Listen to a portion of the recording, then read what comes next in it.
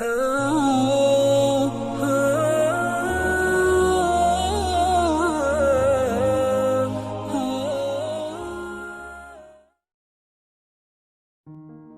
masalah nggak rela. Ini judul diambil dari pemahaman atau tafsir terhadap surat Asy-Syarah atau surat Al-Insyirah. Karena memang seperti yang saya sampaikan pada pekan yang lalu dan beberapa pekan sebelumnya, kalau acara tongkrongan ilmu kita di Rabu malam akan coba kita bedah ayat-ayat atau surat-surat yang populer di masyarakat, dan itu kita coba jadikan semacam standar ataupun quote ataupun petunjuk dalam hidup kita. Nah, kalau sebelumnya kita membahas tentang surat Ad-Duha, surat yang bercerita tentang galau, sedih, ngerasa sendiri, terus motivasi untuk tetap berserah kepada Allah, bahwa Allah gak pernah ninggalin kita, dan seterusnya dan seterusnya. Pada malam ini kita akan membahas tentang kelanjutan dari surat Ad-Duha, yaitu surat Al-Insyirah atau juga dikenal dengan surat Asy-Syarah. Judulnya memang agak sedikit bebas, yang jelas nanti temanya akan berkaitan dengan surat tersebut, tentang gimana caranya biar sesuatu yang bikin kita tadinya gak rela jadi rela. Gimana caranya kita rela seseorang yang dekatnya dengan kita tapi nikahnya sama orang lain.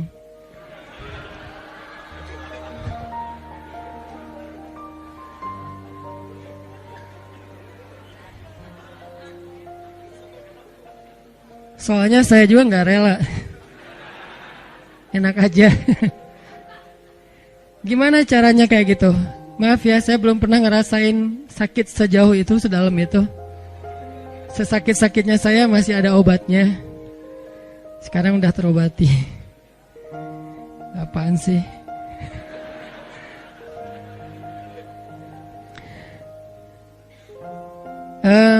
Gimana caranya kita bisa rela kalau pas kita berdoa minta sesuatu, Allah malah ngasih kita ujian. Kita lagi getol-getolnya meminta kepada Allah tentang sesuatu yang kita lagi kepengenin banget. Tiba-tiba Allah malah ngasih yang sebaliknya. Gimana caranya biar kita rela kalau kita ditolak dengan bahasa yang lembut? Kalau kita ditolak dengan alasan-alasan yang kadang-kadang gak masuk akal. Kalau kita ditolak alasannya misalnya kayak kita kayaknya gak cocok, soalnya hitung-hitungannya gak dapat misalnya. Atau karena mitos-mitos tertentu, atau orang tuanya kayak gak sreg gitu sama kita, padahal kita udah berjuang untuk caper-caperan habis-habisan, modalnya juga udah keluar banyak, tapi ditolak. Gimana caranya kita rela atau lega? Gimana biar kita lega? Ini ada nih. Kalau kita ke masjid pakai sendal eger, pulangnya nyeker. Siapa nih? Terus banyak yang jawabannya politik gitu, gak usah dibaca. Nah gitu-gitu deh. Ada beberapa yang agak-agak unik, tapi yang paling unik yang tadi. Kita udah kegeeran banget dia dekat sama kita, tapi jadiannya sama orang lain. Dan orang lain itu bukan siapa-siapa, teman. Nah, itu jahat banget. Gimana caranya kita bisa rela? Pernah gak teman-teman mencoba untuk melakukan sesuatu yang kita tuh udah siap-siap bakal gagal? Kayaknya bisa dipastiin gak akan berhasil. Contoh, kita kayak mau ngedatangin seorang calon mertua yang anaknya itu idola kampus banget, atau idola sekolah, atau teman masa kecil kayak Spider-Man atau apalah. Terus kita kayak yakin banget bahwa kita tuh bukan standar orang tuanya dan pasti kemungkinan besar akan ditolak. Cuman kan gak ada salahnya juga untuk mencoba ya. Nah, ternyata ditolak beneran. Nah, gimana rasanya tuh? Apakah kita bisa benar-benar lega dan gak dendam sama dia? Apakah kita benar-benar bisa ngerasa lega dan akhirnya bisa maafin orang tersebut kalau dia misalnya ngezolimin kita, ngejailin kita, ngecurangin kita, nikung kita? Yang terakhir agak berat sih, yang misalnya dia kayak memfitnah kita, ngomongin kita, mengkomen dengan hate di akun kita, meng-kick kita di grup atau nge-block kita di nomornya. Bisa nggak kita lega, kita rela, terutama kepada Allah Subhanahu Wa Taala? Karena ada orang yang mungkin sering nggak rela dengan perlakuan manusia, tapi dia masih berusaha untuk rela dengan ketentuan Allah. Yang parah tuh sampai ke Allah juga nggak rela. Dia nggak rela ketika Allah memberikan dia satu ketentuan. Bahkan nikmat pun kadang nggak rela. Dikasih nikmat sekian dia berharapnya lebih. Dikasih nikmat begini dia berharapnya begitu. Dikasih fisik yang ini dia berharapnya kayak gitu. Dan seterusnya. Kadang-kadang masalah rambut aja dia nggak rela. Belum lagi nanti masalah kulit.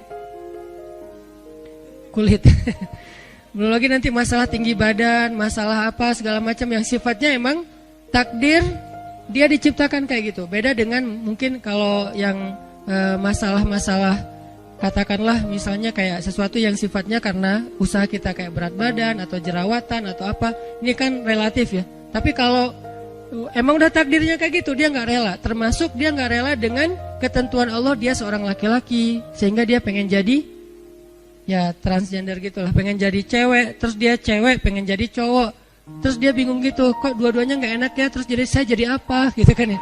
Nah, ini nggak rela gitu kan.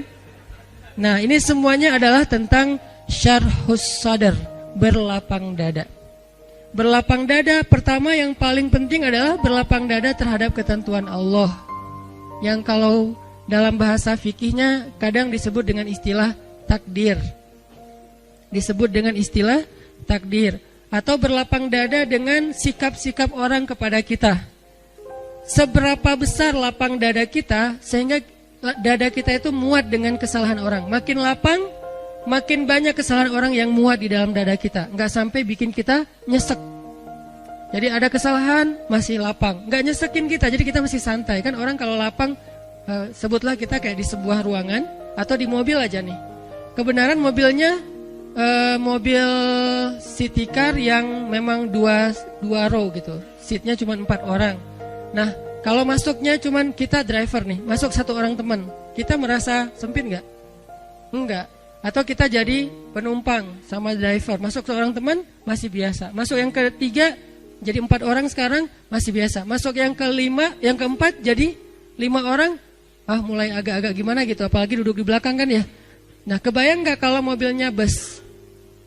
Kalau mobilnya city car yang mungkin cuman muat 4 orang nyamannya, terus diisi 5 orang, jadinya gimana? Nggak nyaman kan? Tapi kalau bus diisi 5 orang, masih nyaman, leluasa, karena emang isinya harusnya 35, 40. Nah, artinya dada kita itu sesek tergantung kelapangannya, bukan tergantung masalahnya. Ada orang yang masalah sepele bikin dia nyesek. Ada orang yang masalahnya udah luar biasa, dia masih kayak biasa-biasa aja. Kenapa? Bedanya bukan masalahnya, tapi yang membedakan itu adalah syarhus sadarnya, lapang dadanya.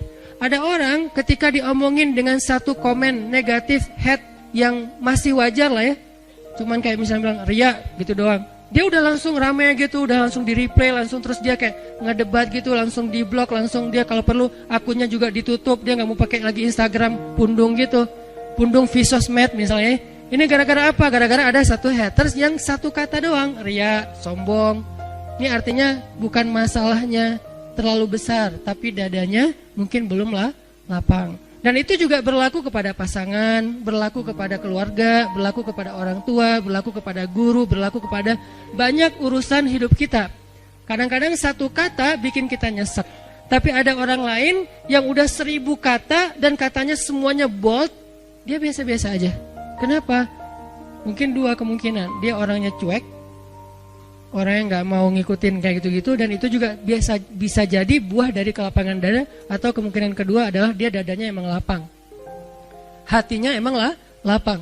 Sehingga salah satu yang kita selalu doain itu apa? Rabbi syrahli, malah sebelum yang lain-lain, Rabbi syrahli sadri.